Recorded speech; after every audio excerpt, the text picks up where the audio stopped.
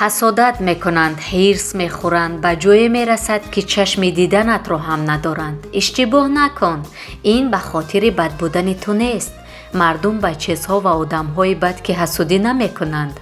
حتما خوب بوده ای، حتما کار درست بوده است، آنقدر خوب و آنقدر درست که خودشان را در حد رقابت با تو ندیدند.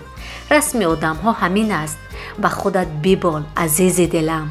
همیشه دور از دسترسترین و سختترین معادله زندگیشان باش. بگذار یاد بگیرند لیاقت هرگز با زوری به دست نمی آید. خریدی هم نیست. لیاقت هر کس درون قلب و مغزش جای دارد.